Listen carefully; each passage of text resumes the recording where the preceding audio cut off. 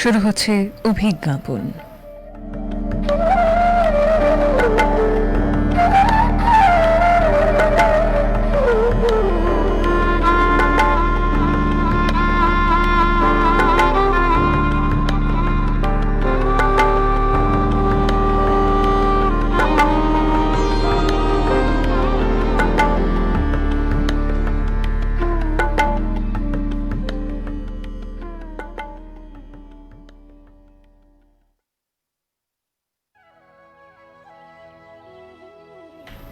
নমস্কার, শুভ সকাল শ্রোতা বন্ধুরা। অভিজ্ঞাপনের আজকের এই পর্বে আপনাদের প্রত্যেককে স্বাগত জানাচ্ছি। আজ আমরা কথা বলবো এমন এক বিষয় নিয়ে যা শুধু শিশুদের আনন্দের উৎস নয়, বরং মানুষের সার্বিক বিকাশের অন্যতম ভিত্তি। আজ আন্তর্জাতিক খেলার দিবস বা ইন্টারন্যাশনাল ডে অফ প্লে। জাতিসংঘের সাধারণ পরিষদ 2024 সালে সিদ্ধান্ত গ্রহণ করে যে প্রতি বছর 11 জুন বিশ্বজুড়ে পালিত হবে আন্তর্জাতিক খেলার দিবস। এই দিবসের মূল উদ্দেশ্য হল শিশুদের জীবনে খেলার গুরুত্ব সম্পর্কে সচেতনতা বৃদ্ধি করা এবং প্রত্যেক শিশুর খেলার অধিকার নিশ্চিত করা। আমরা যখন খেলা শব্দটি শুনি তখন হয়তো চোখের সামনে ভেসে ওঠে মাঠে ছুটে বেড়ানো কিছু শিশু, তাদের হাসি, উচ্ছ্বাস আর প্রাণবন্ত কোলাহল। কিন্তু খেলা কি শুধুই সময় কাটানোর মাধ্যম? মোটেই নয়। খেলা হলো শেখার সবচেয়ে স্বাভাবিক ও আনন্দময় উপায়। একটি শিশু যখন লুকোচুরি খেলে তখন সে শুধু লুকোতে শেখে না, শেখে পরিকল্পনা করতে, পরিস্থিতি বুঝতে এবং সিদ্ধান্ত নিতে।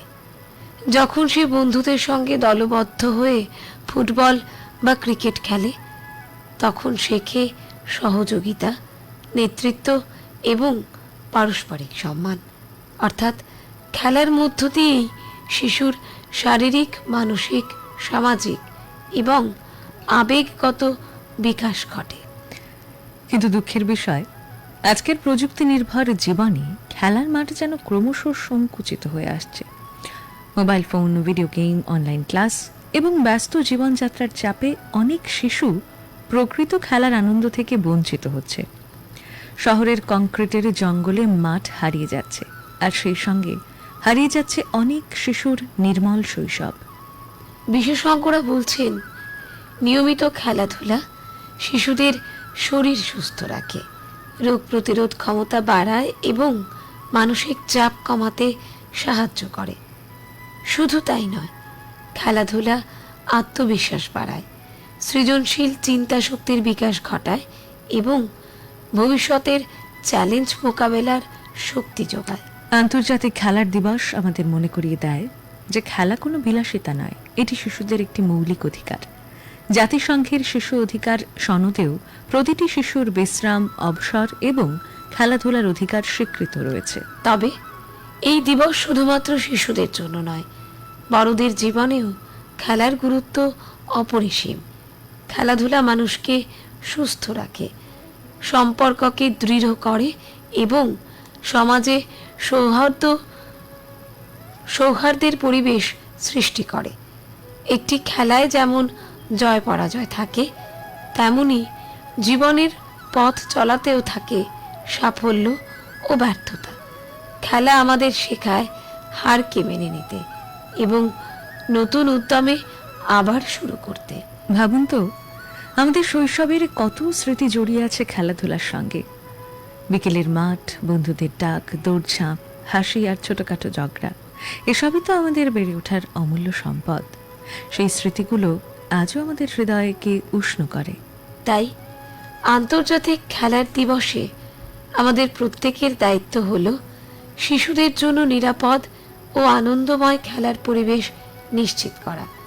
অভিভাবক, শিক্ষক, সমাজ এবং প্রশাসন সকলের সম্মিলিত উদ্যোগেই শিশুদের হাতে ফিরিয়ে দিতে হবে খেলার স্বাধীনতা। আসুন আমরা এমন একটি পৃথিবী গড়ে তুলি যেখানে প্রতিটি শিশু নির্ভয়ে খেলতে পারে, হাসতে পারে, স্বপ্ন দেখতে পারে। কারণ খেলার মধ্যেই লুকিয়ে আছে সৃজনশীলতা, বন্ধুত্ব, শিক্ষা এবং মানবতার বীজ। শেষ করছি একটি সুন্দর ভাবনা দিয়ে। যে শিশু খেলতে পারে, যে শিখতে পারে, যে শিখতে পারে, সে স্বপ্ন দেখতে পারে, আর যে স্বপ্ন দেখতে পারে সেই গড়ে তোলে আগামী পৃথিবী।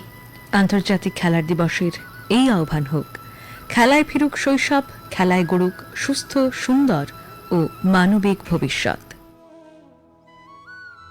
আজ খেলা ভাঙার খেলা, আজ খেলা ভাঙার খেলা, খেলবি আয় আয় আয় আয় আয়, খেলা ভাঙার খেলা। সুখের বাসা ভেঙে, সুখের বাসা ভেঙে ফেলবি আয় আয় আয় আয় আয়, খেলা ভাঙার খেলা, আজ খেলা ভাঙার খেলা। টাইফয়েড, হেপাটাইটিস এ বা ডায়রিয়া জলবাহিত রোগ আপনার দরজায় কড়া নাড়তে পারে, কিন্তু একটু সচেতনতাই আপনার সুরক্ষা। সব সময় জল ফুটিয়ে বা বিশুদ্ধ করে পান করুন। শুধু পান করা নয়, হাত মুখ ধোয়ার জন্যও ব্যবহার করুন পরিষ্কার জল। খাবারের আগে এবং শৌচাগার ব্যবহারের পর সাবান দিয়ে ভালো করে হাত ধোবেন। রাস্তার কাটা ফল বা শরবত এড়িয়ে চলুন এবং ঘরে ওআরএস রাখুন। খাবার ঢেকে রাখুন এবং চারপাশ পরিষ্কার রাখুন। শিশু ও বয়স্কদের প্রতি বিশেষ নজর দিন। অসুস্থ বোধ করলে দেরি না করে দ্রুত চিকিৎসকের পরামর্শ নিন। সুস্থ থাকুন, সচেতন থাকুন। জনস্বার্থে প্রচারিত, জেলা স্বাস্থ্য ও পরিবার কল্যাণ সমিতি, পশ্চিম ত্রিপুরা জেলা। জানিয়ে দিচ্ছে আজকের ইতিহাসের পাতা কি বলছে। আজকের দিনে 1991 সালে নোবেল শান্তি পুরস্কারে ভূষিত মাদার তেরেসা বাগদাদ সফরে যান। আজকের দিনে জন্মগ্রহণ করেছিলেন 1901 সালে প্রমথনাথ বিশি, বাঙালি লেখক, শিক্ষাব্রতী ও সাংসদ। জন্মেছিলেন 1937 সালে ভারতীয় বাঙালি চিত্রশিল্পী ও নকশাকার গণেশ পাইন। এবং আজকের দিনে আমরা হারাই 1904 সালে চন্দ্রশেখর সিংহ সামন্ত, প্রখ্যাত ভারতীয় পণ্ডিত ও জ্যোতির্বিজ্ঞানী। হারাই আমরা 1997 সালে মিহির সেনকে, বাঙালি আন্তর্জাতিক খ্যাতি সম্পন্ন ও পৃথিবী শ্রেষ্ঠ দূরগামী সাঁতারু। এই ছিল ইতিহাসের পাতায় ঘটে যাওয়া আজকের দিনের ঘটনাবলী।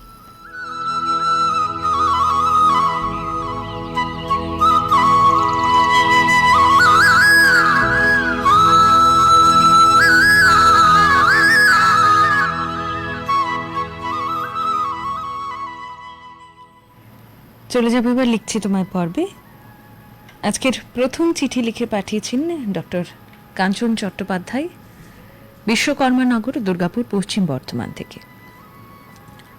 সুন্দর ও দূষণমুক্ত সমাজের জন্য মানানসই একটি স্লোগান হতেই পারে সবুজ হোক ধরার প্রাণ। সবুজ প্রকৃতির সতেজতা ও প্রাণ শক্তি আমাদের সুস্থ ও সুন্দর জীবনের চাবিকাঠি। দূষণমুক্ত সমাজ পেতে বেশি বেশি গাছ লাগানোর অঙ্গীকার করতে হবে, তাতে পরিবেশের ভারসাম্য রক্ষা পাবে। পৃথিবীকে জঞ্জালমুক্ত করার অঙ্গীকার করেছিলেন কবি সুকান্ত। তার ছাড়পত্র কবিতার মাধ্যমে চেতনার উন্মেষ হওয়ার কথা ব্যক্ত করেছেন।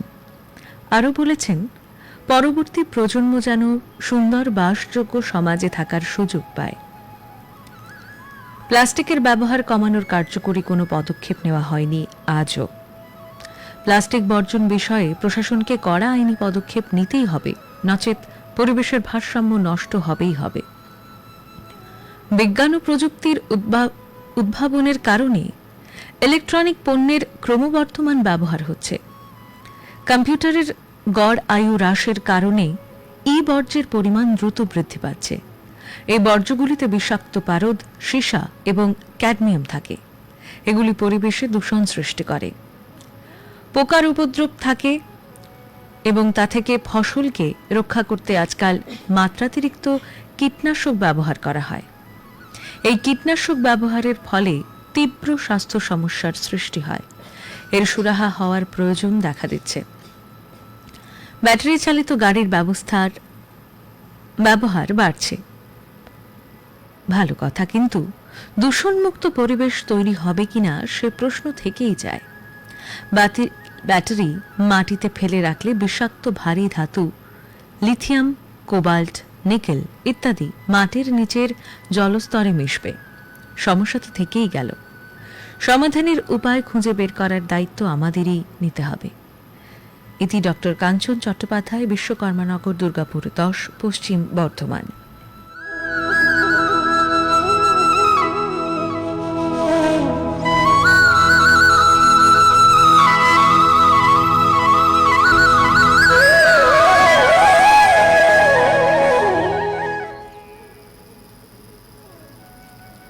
লিখছি তোমায় পর্বে দ্বিতীয় যে চিঠিটি পড়ব লিখে পাঠিয়েছেন গৌতমপতি, কুলবেরিয়া, তমলুক, পূর্ব বর্ধমান থেকে, দুঃখিত, পূর্ব মেদিনীপুর থেকে। বিষয়: সবুজ হোক ধরার প্রাণ। প্রিয় সখা, অভিজ্ঞাপন।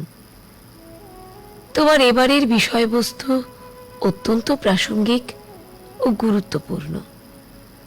আমাদের পূর্বপুরুষেরা ছিলেন সবুজ পৃথিবীর বাসিন্দা। বিজ্ঞানের উন্নতি সভ্যতার উন্নয়নকে ত্বরান্বিত করেছে। পাশাপাশি আমাদের হঠকারী সিদ্ধান্তে বনভূমি উজাড় হয়ে বায়ুমণ্ডলে গ্রিন হাউস গ্যাস বৃদ্ধির ফলে পৃথিবীর তাপমাত্রা বাড়ছে। অন্যদিকে বনভূমি ধ্বংস, দূষণ এবং জলবায়ু পরিবর্তনের কারণে জীববৈচিত্র্য নষ্ট হচ্ছে। এর ফলে প্রকৃতির খাদ্য শৃঙ্খলও নষ্ট হচ্ছে। খাদ্যের অভাবে অনেক প্রাণী মারা পড়েছে। বিভিন্ন ফুলের প্রজাতি তাদের প্রস্ফুটন ও প্রজননের সময় হারাচ্ছে। পরাগ মিলনের জন্য মৌমাছি, প্রজাপতি, ভ্রমর প্রভৃতি পতঙ্গের বড্ড অভাব। তাই উদ্ভিদের কৃত্রিম প্রজননের ব্যবস্থা করা হচ্ছে। এজন্য বহু গাছ বিলুপ্তির পথে। কৃত্রিম আলোর জন্য রঙিন পাখি, প্রজাপতি, জোনাকি ও নিশাচর প্রাণীরা তাদের প্রজনন ও আবাসের সংকটে পড়ছে। উষ্ণায়নের প্রভাবে মেরু অঞ্চলের বরফ গলে সমুদ্রের জলস্তর বাড়ছে। অচিরে বহু দেশ সমুদ্রে হারিয়ে যাবে। মহাভারতের যুগেও বনভূমি ধ্বংস করে বসতি স্থাপন করা হয়েছে। খান্ডবদহনের মূল উদ্দেশ্য ছিল ইন্দ্রপ্রস্থ তৈরি করা, যার মূল কাণ্ডারে ছিলেন শ্রীকৃষ্ণ ও অর্জুন। উত্তর কাশী, সিকিম, কেদারনাথের ঘটনার ঘন ঘটা মনে করিয়ে দেয় আমাদের অবিমিশ্রকারিতার কথা। প্রতি বছর 5 জুন পৃথিবীর সব দেশে বিশ্ব পরিবেশ দিবস পালিত হয়। এবছর 53তম বর্ষ। এবারের theme inspired by nature for climate for our future. এই বিশ্বব্যাপী কর্মসূচির লক্ষ্য পরিবেশ রক্ষার সচেতনতা বৃদ্ধি এবং প্রাকৃতিক ভারসাম্য বজায় রেখে মানুষ ও অন্যান্য জীবের সুস্থ পরিবেশে বেঁচে থাকা। একে যদি আমরা একটি দিনের মধ্যে বেঁধে ফেলি তবে কিছুই হবে না। দৈনন্দিন জীবনে পরিবেশ রক্ষায় সচেতন ও যত্নশীল না হলে ধরাকে আমরা সবুজে ঢেকে দিতে পারবো না। শুভেচ্ছা ও ভালোবাসা সহ গৌতমপতি, কুলবেরিয়া, তমলুক, পূর্ব মেদিনীপুর।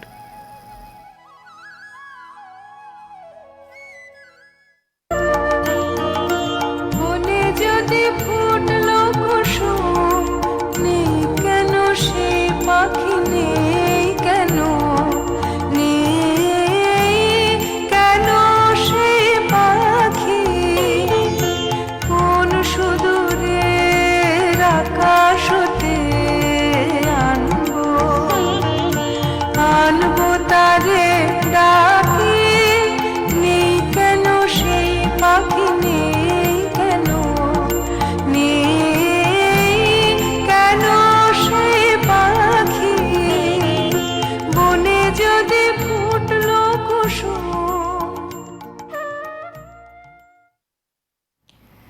পরবর্তী চিঠি যাব, চিঠিতে লিখে পাঠিয়েছেন মোহাম্মদ শফিকুল ইসলাম, উত্তর 24 পরগনা থেকে। প্রিয় অভিজ্ঞাপন, সালটা 1996। আজ থেকে ঠিক 30 বছর আগে গ্রীষ্মকালীন ছুটি, গয়া, বুদ্ধগয়া, নেদারহার, বেতলা ফরেস্ট, মেসেঞ্জার সহ কয়েকটি দর্শনীয় স্থানে দেখার উদ্দেশ্যে আমাদের স্কুল থেকে শিক্ষক ও শিক্ষার্থীদের নিয়ে একটি শিক্ষামূলক ভ্রমণের আয়োজন করা হয়। বৌদ্ধগয়া দেখে লোহার ডাগা পৌঁছে সন্ধ্যা হয়ে যায়। স্থানীয় লোকজন উপযাচক হয়ে সেই রাতে নেদারহাটের পথে যাত্রা করতে নিষেধ করেন এবং স্থানীয় একটি বিদ্যালয় ভবনে আমাদের থাকার ব্যবস্থা করে দেন। কেন তারা মানা করেছিলেন? নেদারহাট যাত্রা যে একটা অভিযান ছিল আর আমরা ছিলাম অভিযাত্রী, সেটা পরদিন বুঝতে পারি। কিছু দূর গিয়ে দেখা যায় রাস্তা শেষ, সামনে খলখল জলস্রোতের বহমান খাল, ওপারে রাস্তা, সংযোগের সেতু নেই। বাস চালক মিনিট 2 ভেবে চালিয়ে দিলেন তার উপর দিয়ে। চাকা গেল ডুবে।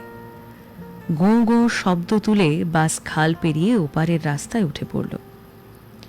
আসলে এভাবে এখানে পার হতে হয়। খালের তলদেশে কাঁদা নেই, নুড়ি, পাথর, বালি। রাস্তার দুপাশে ভুট্টা ক্ষেত, ছোট ছোট পাহাড়, নয়নাভিরাম সবুজ গাছগাছালি। একটা জায়গা থেকে হেল্পার কয়েকটি আস্ত ইট তুলে কেবিনে রেখে দিল। আমরা যে সত্যি অভিযাত্রী নেদারহাটে পৌঁছানোর পাহাড়ি পথ শুরু হতেই বোঝা গেল। চড়াই উতরাই পেরিয়ে বাস উঠছে নামছে। জানালার ধারে বসে দেখছি বিশাল খাদ। হঠাৎ দেখি চড়াই পথে বাঁকের মুখে বাস গোঁ গোঁ করে উপরে উঠতে পারছে না। আমি ইষ্টনাম স্মরণ করছি। হেল্পার দরজা খুলে রেখেছিল। এক লাফে নিচে নেমে সামনে পেছনের চাকায় ইট, কাঠের পাল দিয়ে দিল।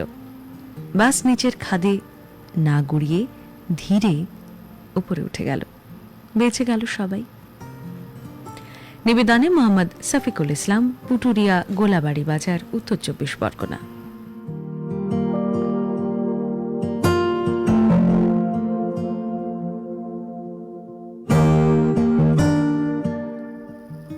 লিখছি তোমায় পর্বে আজকের সর্বশেষ চিঠিটি পড়ব।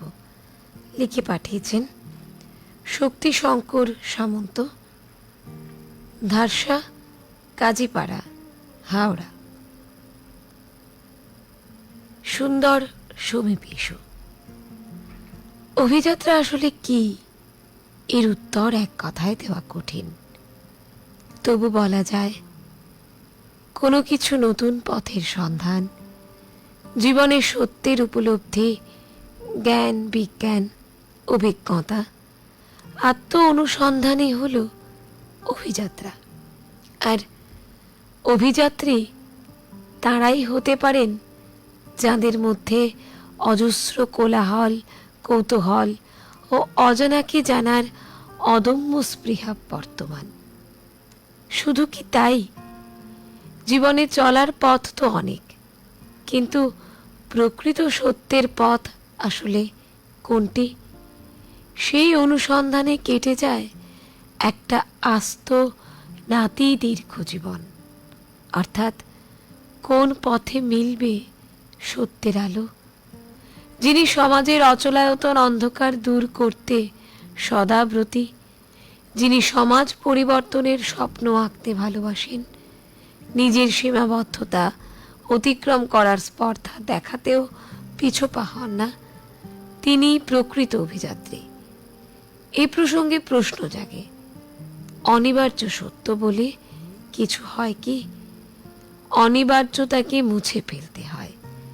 নিজের সীমাবদ্ধতাকে অতিক্রম করার শক্তি অর্জন করেন অভিযাত্রীরাই। যেসব কাজ সাধারণের চোখে কার্যত অসম্ভব মনে হয়, যে পথে পা রাখার কল্পনা করাও বাস্তবে কঠিন, সেই আশ্চর্য দুর্গম পথের যাত্রীকেই আমরা অভিযাত্রী হিসেবে চিহ্নিত করতে পারি। অর্থাৎ সাধারণের বাইরে কোনো কিছু ভাবতে পারার পাশাপাশি কঠিন লক্ষ্যে অগ্রগমনই হলো অভিযাত্রা। আর অভিযাত্রী তাঁরাই যারা অপরিসীম সাহস, কৌতূহল, অধ্যাবসায়ের গুণে সে পথে এগিয়ে চলার অঙ্গীকারে আবদ্ধ হন। একটু নিজের কথায় আসি। ব্যক্তিগত অভিমত, আমাদের জীবনের মূল্য কার্যত শূন্য। বারবার প্রশ্ন জাগেই, বুদ্ধিশ্রেষ্ঠ মানুষ হয়ে কেন জন্মালাম? আমার স্বদেশ, আমার পৃথিবীর জন্য আমার সামান্যতম অবদান থাকতে পারে না? পৃথিবী নামক একটা গ্রামে আমার জন্যেও একটা পৃষ্ঠা তো বরাদ্দ হতেই পারে ইতিহাসে। আমি তো ইচ্ছে করলেই পারি। সকলের তরে সকলে আমরা, প্রত্যেকে আমরা পরের তরে, এই নিবেদনে নিজেদেরকে আত্ম উৎসর্গ করতে। বন্ধু, নিজেকে নিয়ে তো সকলেই বাঁচে, কিন্তু সকলকে নিয়ে সকলের মাঝে বেঁচে থাকার সুখই আলাদা। এই সুখ যাদের উপলব্ধির দুয়ার ছুঁয়েছে, তারাই প্রফুল্ল চিত্তে বলতে পারেন, আমার এই পথ চলাতেই আনন্দ। লিখেছেন শক্তিশঙ্কর সামন্ত, ধারসা, কাজীপাড়া, হাওড়া। আমার এই পথ চলাতে আনন্দ, খেলে যায় রৌদ্র ছায়া, বর্ষা আসে বসন্ত। আমার এই পথ চলাতে আনন্দ, খেলে যায় রৌদ্র ছায়া, বর্ষা আসে বসন্ত। আমার এই পথ চাওয়াতে আনন্দ।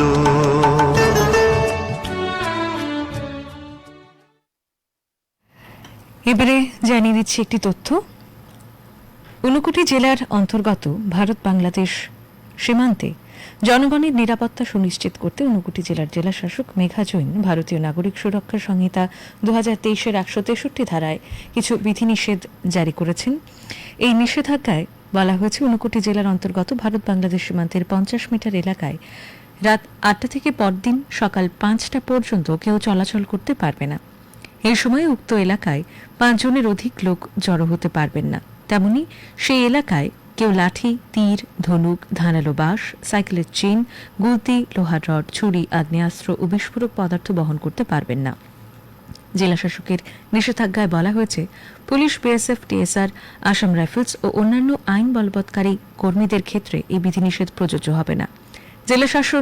জেলা প্রশাসন, পুলিশ, বিএসএফ ও অন্যান্য আইন বলবৎকারী কর্তৃপক্ষদের অনুমোদনপত্র প্রাপ্তদের ক্ষেত্রে এই বিধিনিষেধ প্রযোজ্য হবে না। গুরুতর অসুস্থ রোগীদের হাসপাতালে পরিবহনকারী ব্যক্তি বা তাদের জন্য নির্দিষ্ট ওষুধের দোকান থেকে ওষুধ ক্রয় করতে যাওয়া ব্যক্তিরাও এই নিষেধাজ্ঞার আওতার বাইরে থাকবেন বলে জানিয়েছেন ঊনকোটি জেলার জেলাশাসক। এই আদেশ অমান্যকারী ব্যক্তিদের বিরুদ্ধে বিএনএস 2023-এর 223 ধারায় আইনি ব্যবস্থা নেওয়া হবে। এই নিষেধাজ্ঞা আগামী 19 আগস্ট 2026 পর্যন্ত বলবৎ থাকবে। শুনলেন একটি তথ্য।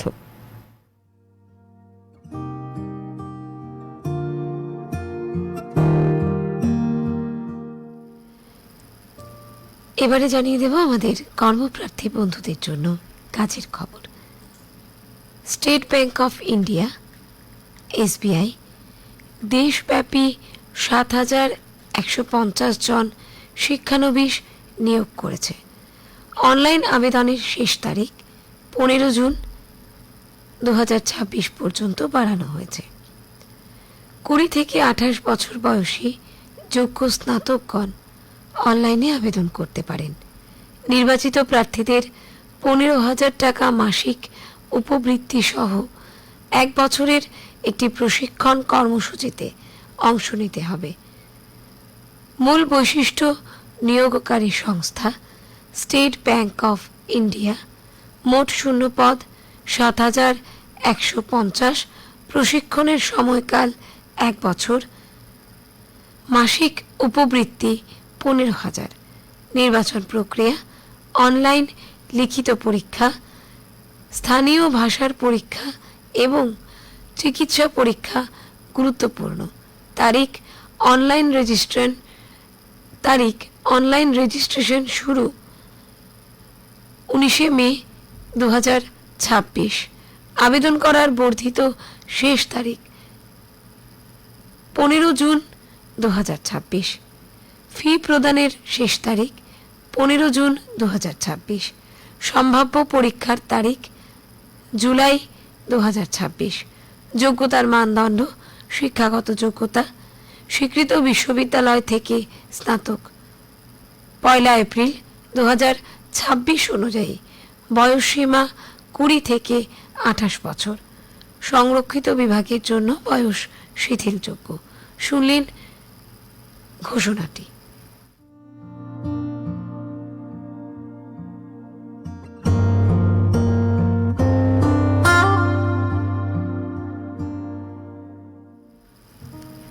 জানিয়ে দিচ্ছি আবহাওয়ার খবরাখবর।